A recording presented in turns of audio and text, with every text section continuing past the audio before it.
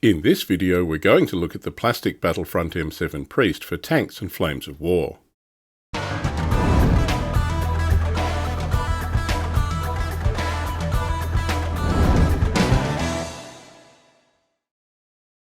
This is the M7 Priest Tanks expansion for Gale Force 9's game tanks.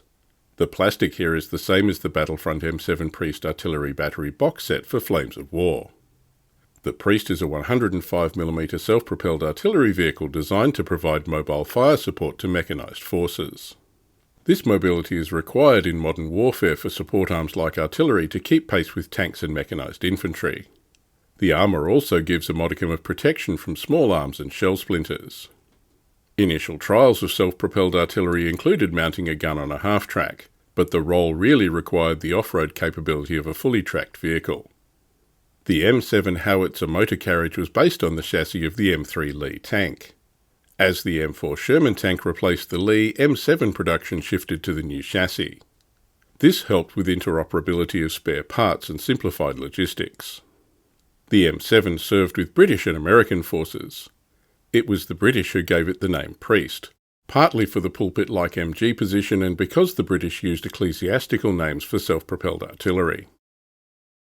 If we turn the blister over, you can see the Priest comes on a single sprue of dark green plastic. The expansion pack contains parts to build a single M7 Priest.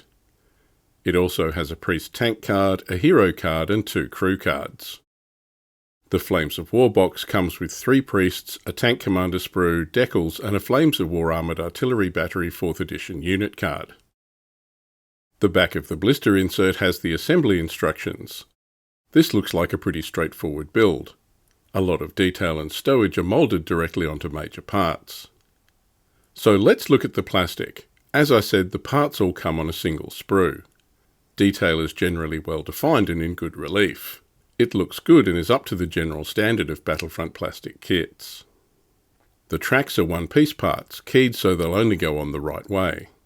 Note the road wheels and track return rollers are the earlier M3 pattern. This positioned the return rollers directly over the volute suspension unit casing, rather than shifted aft on an arm like the standard M4 bogies. This would be a good part to pinch and use if you wanted to modify the Battlefront M4A1 kit to build an early example. Track detail is pretty plain, representing the rubber block track type. This is okay for the tabletop, but it might have been nice to see some of the other common track types represented.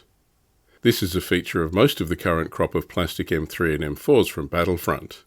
Modelling the rubber block track makes sense from a simplicity and economics standpoint. More detailed track mouldings would require multi-part slide moulds, adding to the complexity of the mould making process. This is the major expense in tooling plastic injection moulded kits, so don't expect to see steel or rubber chevron or cleat type tracks on these kits anytime soon. The transmission is the 3-part bolted type, showing the lineage from the M3 Lee. Again, for simplicity, this is moulded as a single part. Alongside it is the M1A2 105mm howitzer, the Priest's main armament. There's some nice detail on this part. The 105mm was a good gun which continued to serve in many armies after the war.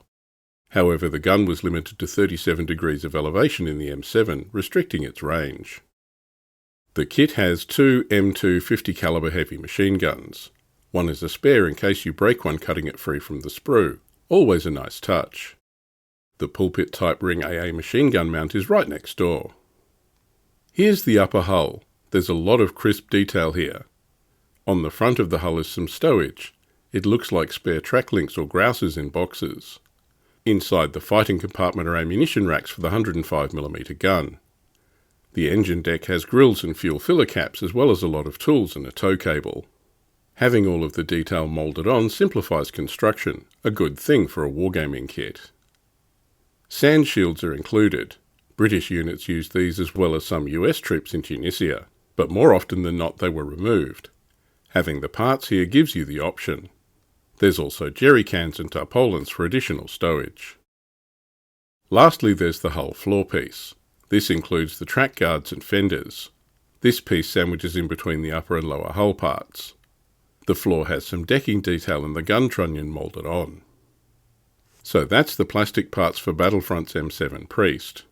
From the engine deck and suspension, it's an early M7 based on the M3 Lee. There's nice strong detail here, and it looks like this will build up into a nice looking kit. The engineering walks a fine line between including plentiful strong detail and remaining a simple build with few parts. Again, this looks like a nice solid wargaming piece from Battlefront. It's nice to have this available in plastic. Fielding a support weapon like this in a game like Tanks might seem odd, but it does have some advantages. The Priest has the artillery rule, meaning it can target tanks blocked by other tanks. This models the arcing indirect fire of the howitzer that enables it to shoot over obstacles. In Flames of War, you can fire all the battery's guns as artillery, or individual vehicles can direct fire. The battery can also fire a smoke bombardment, or direct fire smoke to obscure units on the table. If we look at this Fighting First Force diagram, we can see that the M7 Priest artillery battery is available as a support option. In fact, you can take up to 2 batteries in your formation.